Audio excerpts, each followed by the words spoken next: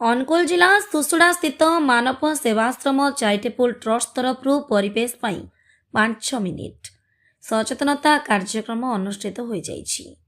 ମାନବ ସେବାଶ୍ରମର ମୁଖ୍ୟ ବିଶିଷ୍ଟ ସମାଜସେବୀ ଚିନ୍ମୟ ଦାସଙ୍କ ଦ୍ୱାରା ଏହି କାର୍ଯ୍ୟକ୍ରମ ଆୟୋଜିତ କରାଯାଇଥିଲା।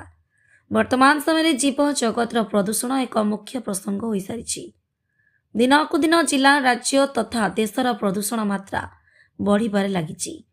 ଏହାକୁ କିପରି ରୋକାଯାଇପାରିବ, ଏହାକୁ କିପରି ସନ୍ତୁଳିତ କରାଯାଇପାରିବ, ଏହା ଥିଲା ଏହି ସଚେତନତା କାର୍ଯ୍ୟକ୍ରମର ମୁଖ୍ୟ ଉଦ୍ଦେଶ୍ୟ।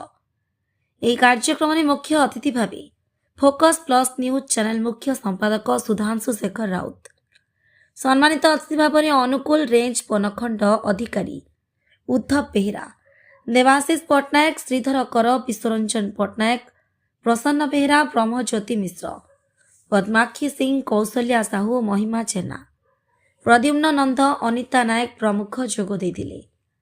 ଆମେ ଖାଲି ଗଛ ଲଗାଇ ଛାଡ଼ିଦେବା ସେତିକି ନୁହଁ, ଗଛଟି କେମିତି ବଞ୍ଚିବ ସେଥିପ୍ରତି ମଧ୍ୟ ଯତ୍ନବାନ ହେବା ବୋଲି ମୁଖ୍ୟ ଅତିଥି ଶ୍ରୀ ରାଉତ କହିଥିଲେ।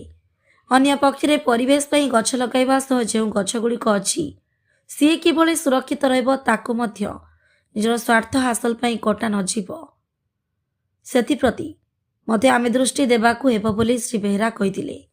ଏହି କାର୍ଯ୍ୟକ୍ରମର ମୁଖ୍ୟ ଉଦ୍ଦେଶ୍ୟ ପ୍ରତ୍ୟେକ ପଞ୍ଚାୟତ ଏବଂ ଗାଁକୁ ଯାଇ ଲୋକମାନଙ୍କୁ ସଚେତନ କରିବା।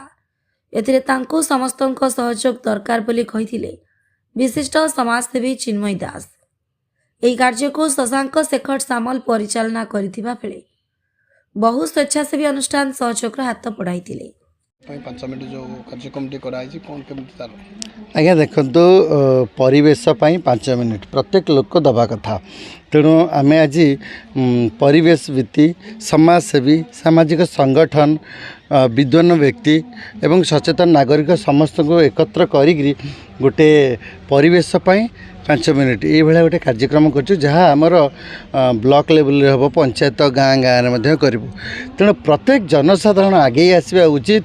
सरकार जमी आगे समस्ते आगे आम अत्यधिक सचेतनतार वार्ता देले वार्ता दबा सहित आम गछ लगेबा, परिवेश प्रकृति को सुरक्षा दबा, पक्षी मानू पशु मानू समस्त सम्मान सहित बंचा सुविधा करवा एवं जो पल्यूशनटा हो समस्त जनसाधारण पाखरे आम सचेतनता वार्ता पहुँचे बोली शपथ आ गोटे कथा जदि कहवा विभिन्न समय गछ काटी दि जाऊँगी जहाँफल जंगल मीडिया भाई धन्यवाद जनइबी से आज उपस्थित थी बहुत प्रोग्राम सक्सेस कर समस्त जो मैंने आसमें समस्त धन्यवाद जनइबी।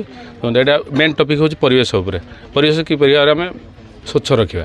तो आम प्रतिदिन इंडस्ट्री बढ़ी रोचे अनुगुल आम से प्रतिदिन इंडस्ट्री बढ़ी रोचे इंडस्ट्री मैंने जमी गछ काटे से आम जदि गोटे गछ काटिला माने आम निहाती गोटे गछ निहाती लगेगा मैंने आम बचाइबा बेले आमको ऑक्सीजन ही दरकार हो ऑक्सीजन दरकार आमको गछ ही लगे पड़ो। आ गछटा कि 2-4 वर्ष आमर किपर भाव में बंची रही मेन ध्यान देवा। गछ लगे खाली फोटो उठे छाड़देवा किसी लाभ ही नहीं आमर मीडिया भाई फोटो उठे छाड़देवा किसी लाभ नहीं। आम गोटे गछ बस मिनिमम वर्षे 2 वर्ष लगे किपर भाव में जत्न नहीं आम गोटे वर्ष 2 वर्ष बाद जत्न नहीं काम करिया। कौन कह आज परिवेश 5 मिनिट जो प्रोग्राम कराई केते कौन सचेतनता देखो आम निजे सचेतन हेले ही जहाँ किसी हो पार। आम परिवेश 5 मिनिट नहीं आम यदि पूरा जीवन सारा बंचुनी परिवेश आमको प्रत्येक मुहूर्त आमर समय ज्ञान देवार अच्छी। आम जी करवा ताठू समस्त को आम बुझेबा सब बड़ सचेतनता हूँ बड़ कथा। जदि आम गछ न बंचे पार आमर बंचार कौन आवश्यकता ही नहीं कहीं आम बंची पार ना। देखुए गत 20 वर्ष भितर जी स्पीड्रे गछ कटाई से स्पीड्रे ऑक्सीजन मेडिकल आवश्यकता पड़ुछि कौन एत गुरुत्व होती से समस्त को अनुरोध करूँ भौणी चिन्मयी जो भाव में एत सुंदर हाँ परिवेश जो 5 मिनिट कार्यक्रम बहुत भल लगिला।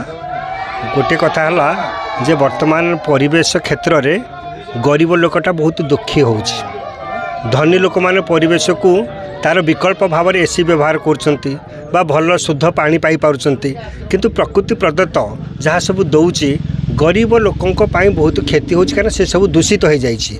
तो यही परिप्रेक्षी में परिवेशर सुधार आने जो 5% लोक भलरे अच्छा ସେମାନେ ତାଙ୍କର ଭଲ ପାଇଁ ଅଧିକାଂଶ ଲୋକ ଦୁଃଖରେ ଅଛନ୍ତି, ଦୁଃଖୀ ହେଇଛନ୍ତି। ତେଣୁ ଭାରତ ବର୍ଷରେ ପରିବେଶ ଆଇନ ବହୁତ ତିଆରି ହେଇଛି ଏବଂ ପରିବେଶ ଆଇନକୁ ଯଦି ସଠିକ୍ ଢଙ୍ଗରେ କାର୍ଯ୍ୟକାରୀ କରାଯିବ ତେବେ ପ୍ରତ୍ୟେକ ନାଗରିକ ସୁସ୍ଥ ଭାବରେ ରହିପାରିବ, ଭଲ ପାଣି ପାଇପାରିବ, ଭଲ ଏୟାର ପାଇପାରିବ ଏବଂ ଭଲ ମୃତ୍ତିକା ପାଇପାରିବ, ଭଲ ଫଳମୂଳ ପାଇପାରିବ, ଭଲ ଶସ୍ୟ ପାଇପାରିବ। ତ ଏଇଠି ଗୋଟେ କଥା ହେଉଛି ଯେ କିଛି ଲୋକ ବ୍ୟୁରୋ ରିପୋର୍ଟ ପ୍ରୟାଗ ଖବର।